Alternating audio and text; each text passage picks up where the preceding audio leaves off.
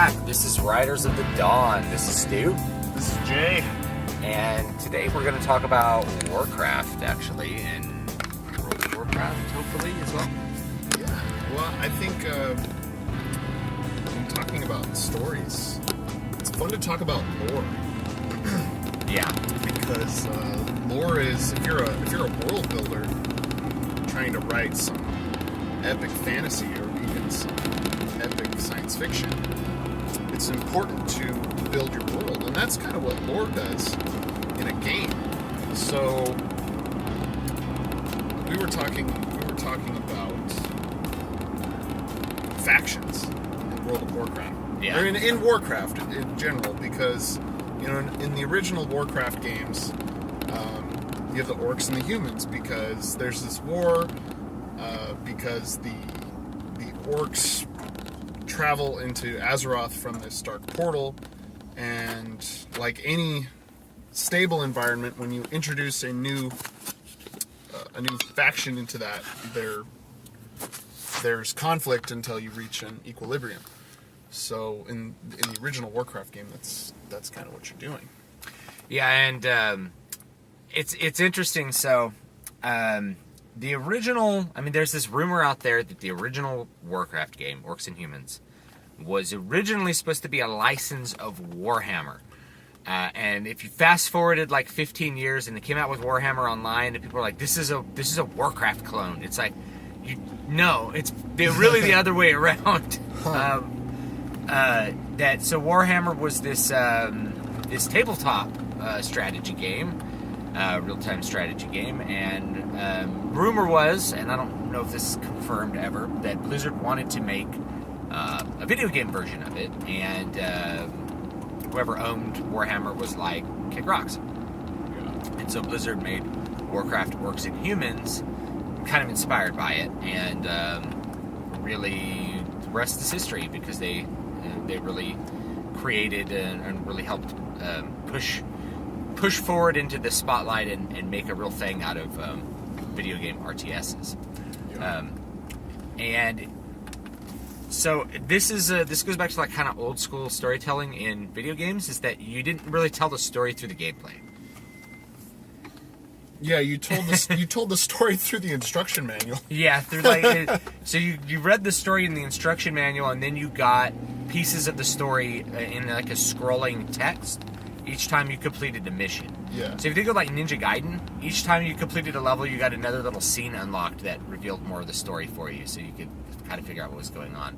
So like each level of the original Warcraft was like a battle with whatever terrain and however it was set up, with whatever objectives. Usually to just stomp out all the bad guys and whatever new units you were going to get to use. Yeah. So that was the way that was designed. And when you finish that, then you get the scrolling text that would tell you more of the story. And the story, the story wasn't bad, but that was the way that you did the story. And I'm sure somebody out there has like isolated those text files, and you can just read them. Yeah. And get the gist of it. The graphics also, it's interesting because if you look at the 3D rendered graphics for like the cutscenes and that kind of stuff, they're totally different style from like what eventually developed, right? Things look a lot simpler and more classic, and then eventually a style developed by the time of Warcraft 3, and then that got translated into World of Warcraft, which developed its own stylistic thing. Yeah. And at this point, we should talk about the Warcraft RTSs. I don't think they'll ever make another one. I don't know if they will either. Because Warcraft 3 was so interesting because it spun an entirely new genre of RTS games, which is the MOBA. Out of a mod. Yeah, out of a mod. Defense of the Ancients mod. Yeah, and so Defense of the Ancients eventually became its own game, and then League of Legends came around, and then so now there's a bunch of different Dotas. Dota 2 and League of Legends, and I think there's another one. Well, there's now Blizzard has its own Dota, Heroes of the Storm. Yeah. And you've got Smite. There's all kinds of Smite MOBAs. does its own thing. Yeah. So that's cool. But so I don't know that they ever will, but if they did, I would totally play it. because I loved Warcraft 3. I was, me and my friends growing up, we played StarCraft a lot, the original StarCraft, and I was really bad at it, so I was lost. And so as soon as Warcraft 3 came out, I said to myself, I'm gonna get really good at this game, and then I'm gonna actually be good at it, and I'll be the one stomping my friends. And I got really good at it, and my friends never played it. Yeah. So I was frustrated. Actually, I think Warcraft 3, I mean, talking about game design, I think that's a really, really good example of how game design can, when you expand game design and like make it better in many ways, it can turn people off. Yeah. What people want, and they really, really got this with the sequel to StarCraft. StarCraft 2, they got just more StarCraft with better graphics. Yeah. There's very little difference between the two games in terms of design at all. They basically play exactly the same. You have different, slightly different units that do slightly different things, but if you played StarCraft 1, you understand StarCraft 2. Yeah, it's pretty much the same. It's got the same factions, all the same factions work in exactly the same way as they did in the original game, and it's pretty balanced. But with Warcraft 3, they introduced more factions, and they really, to me, they took the RTS forward. And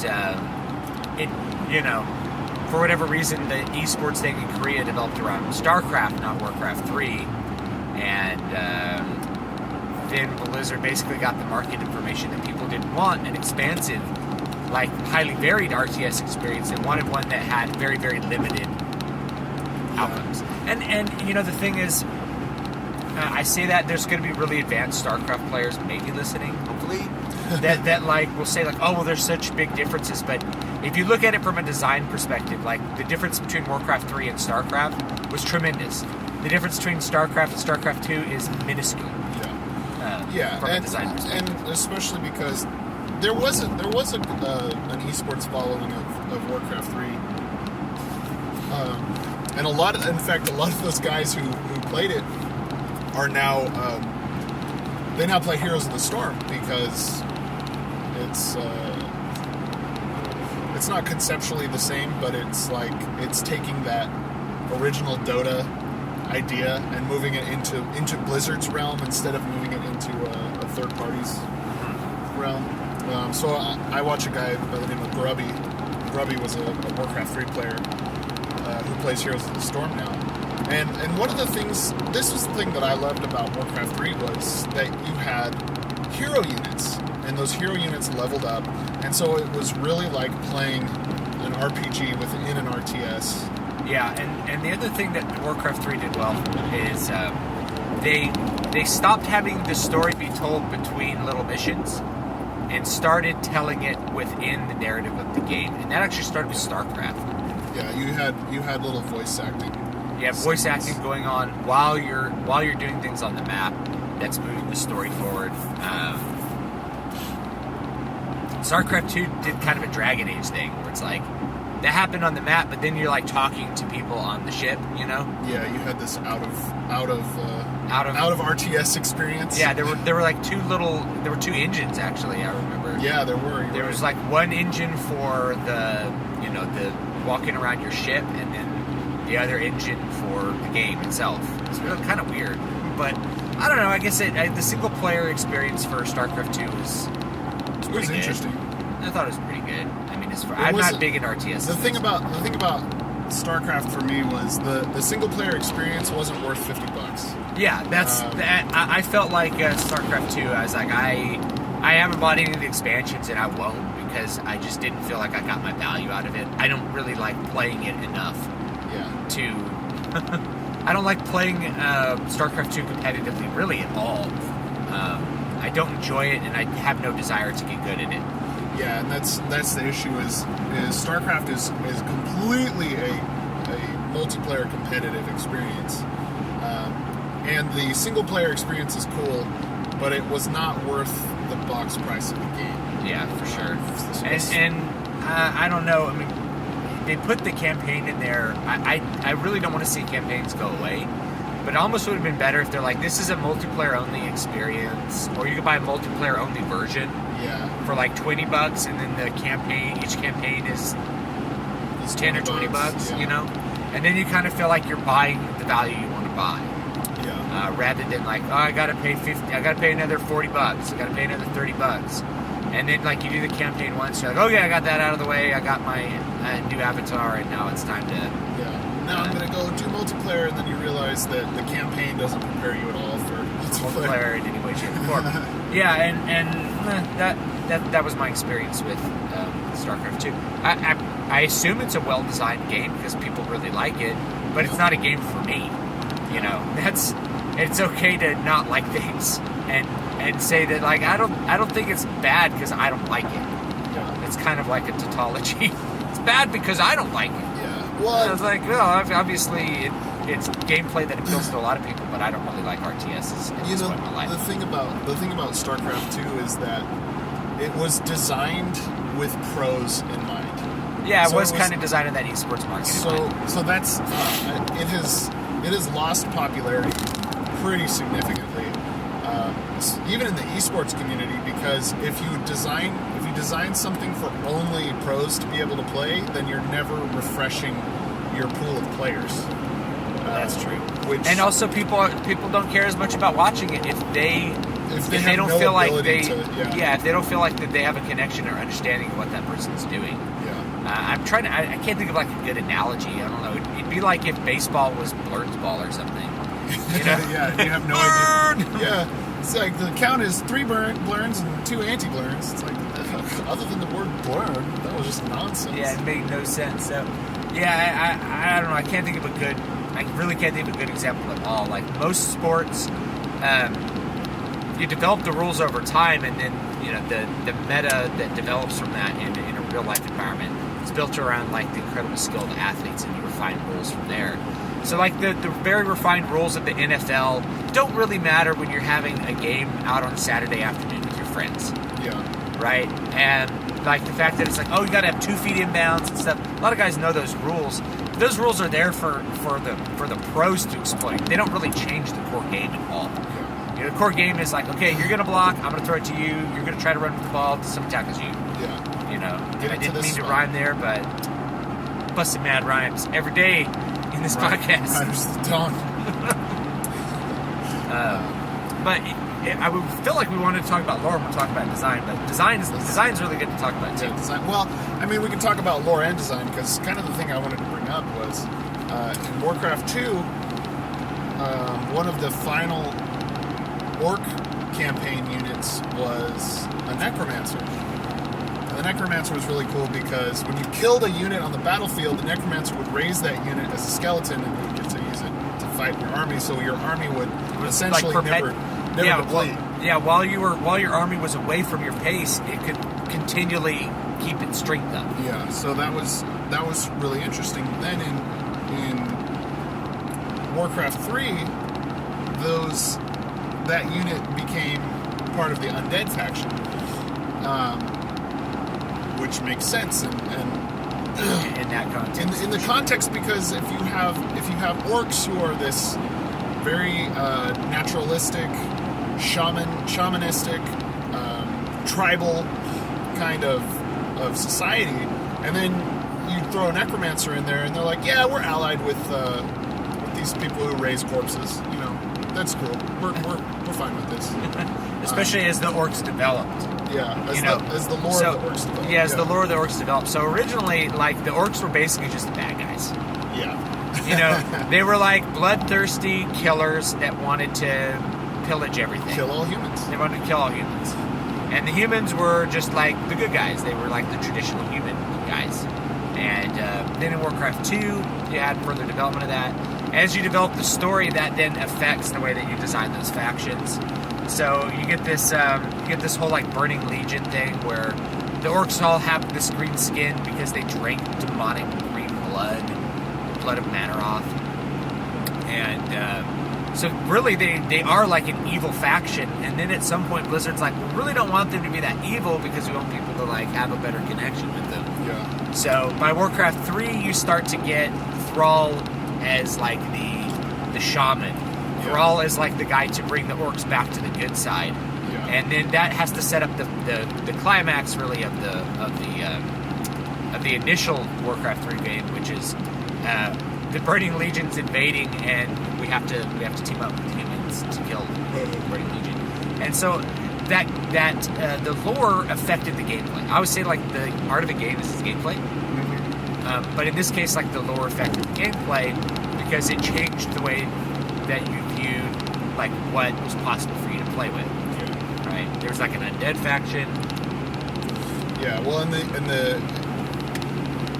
the climax of Warcraft 3 was really the story was you're taking, Medivh comes and tells Thrall like you're the chosen one to lead your people to a new land, peace, and so he leads them over to the eastern continent. And while that's happening, the good guys, the traditional good guys, the humans and the elves, succumb to the undead plague. And this is where we have the corruption of Arthas, which that happens actually in the Frozen It's in Throne. the expansion. Yeah, but you have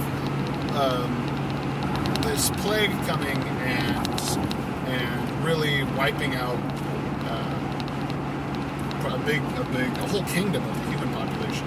And so then we have this this teaming up because you have a faction that was traditionally the bad guy, finding succor and basically able to put themselves on their own feet, and then having to come and help the traditional good guy to defeat the new evil.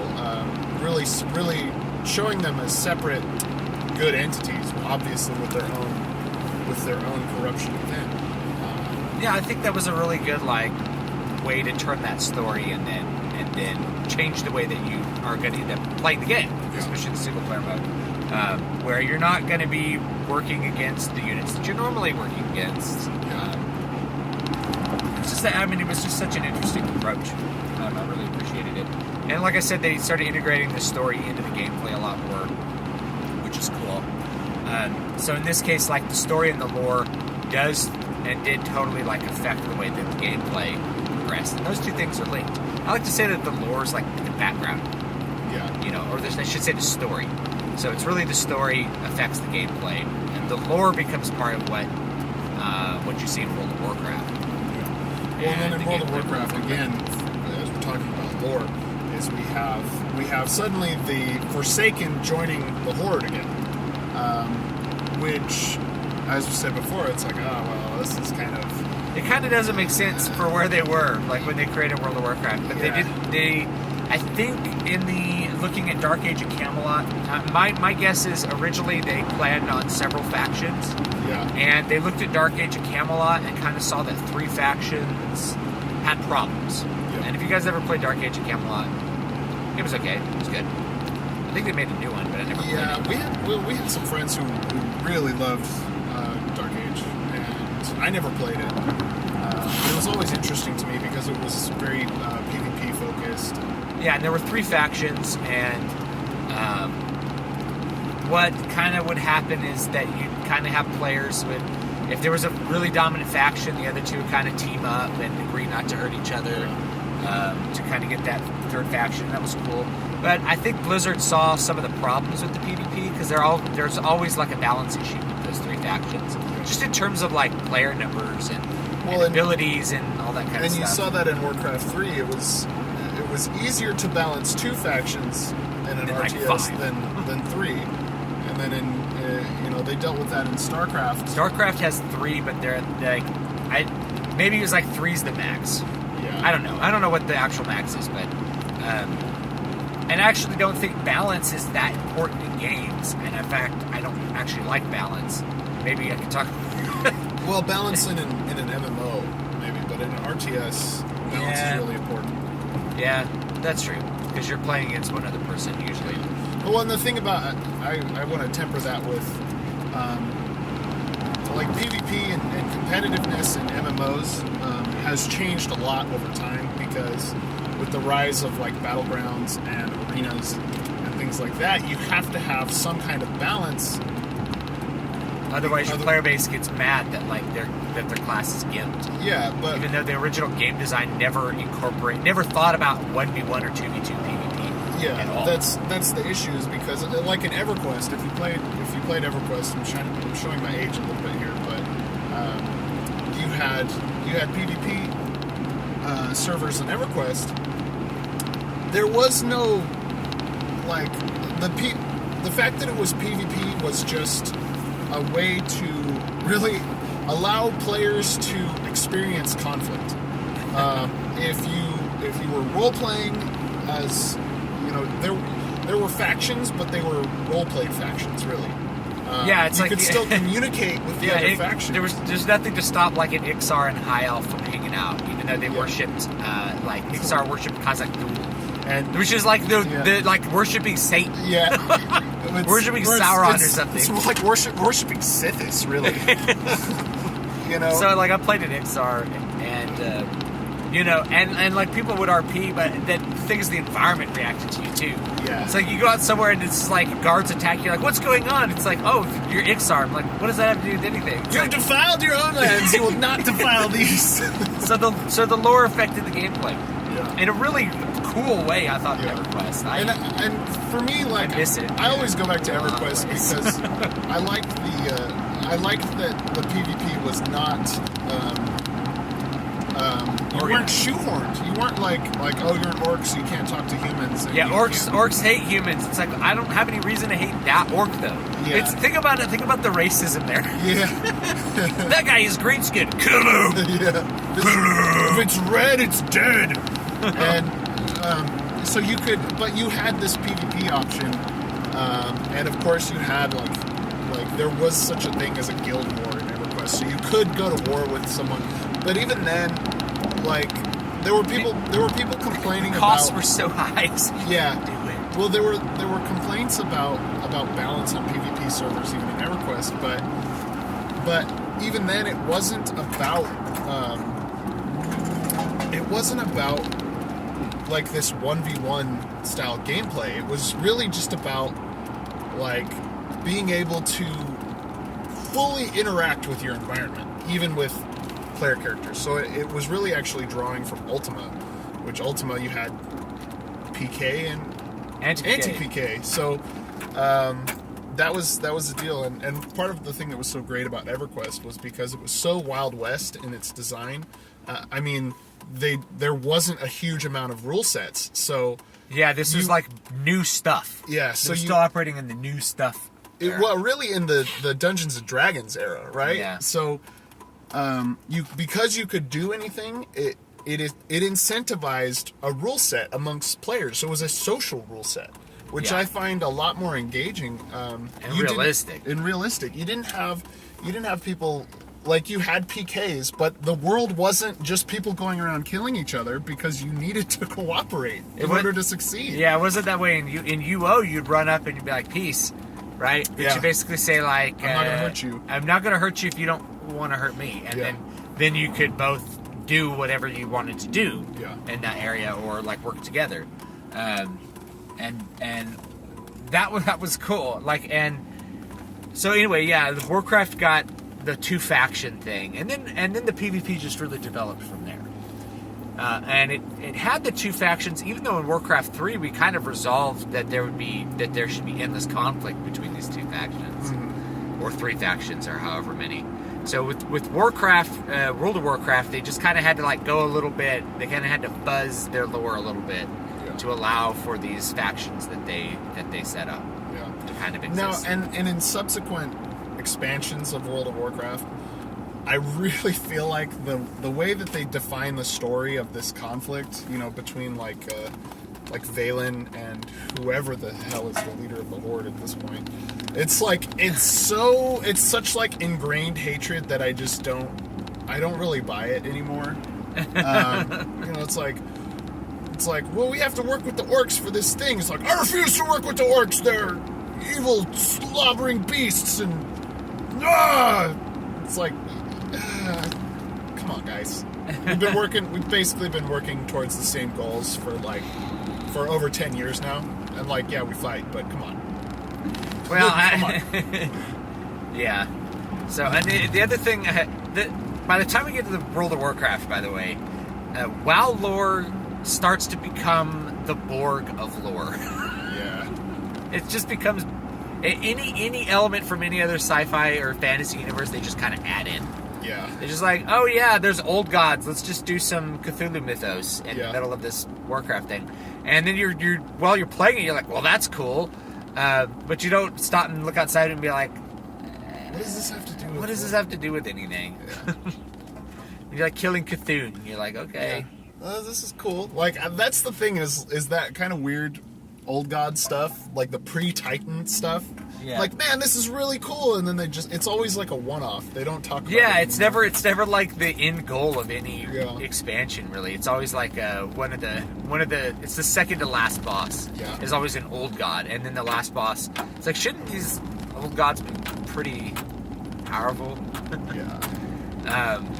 And I don't know, that's, to me, like when you adapted the Warcraft universe to an MMO, all the story from the first 3 became the lore of World of Warcraft. Yeah. And there was actually a lot of deep lore there that was kind of cool to explore. It wasn't as good as Everquest, but then again, what is? Yeah. Because EQ had the lore down. Yeah. EQ lore was deep and awesome. When we're thinking about World of Warcraft, I'm thinking about really, again, and this is I have a problem with the game design of factions in general because especially if you're operating an individual player. Yeah, it's because for me it's anti-immersive. Now I understand factions is because if player versus player is part of your content, you want a way to always have that content available. Exactly. So you're artificially enforcing this content, and you're also artificially making it competitive. Which, in my view, PvP. Like if you want competitive PvP, go play a first-person shooter. That's what I. That's, yeah, and I mean, to me, the competition should be over. I mean, like Aeon really did it right. Yeah, over or Warhammer Online really did it right too. It should be over big things where it takes like your entire. If you're gonna have a factional stuff, it takes your whole faction, takes everybody like unleashing everything they got to get this with tremendous rewards given to you. And not only that, that removes a lot of the ticky-tacky balance things that people get upset over, because if it's 60 on 60. You're not as concerned about, so-and-so's snare lasts 10 seconds. Half a second too long. Yeah. You're more concerned with more broad issues of balance that just make the game more fun. And that's the thing, when you get so nitty-gritty into balance, it's just not fun anymore. Yeah, I agree. We're out of time for this one. We'll probably pick it up. Maybe later. Yeah, we'll pick it up later. So stay tuned for part 2, talking about Warcraft lore and design, and probably Everquest too. It is. We're going to talk about Everquest. Yeah, we have deal with it, guys. Yeah, if you haven't played Everquest, I don't know if now's the time to start, but I don't because know. You're going to be like, what do I do this? You're like, well, you have to drag it into your bag. It's like, oh. It's like, I've never been one to push someone into a heroin addiction, but here we go. All right, we'll talk to you later. This has been Stu. You can find me at dbspress.com, davidbstewart.com. This is Jay. You can find me at matthewjwellman.com. And we'll see you on the next one. Late.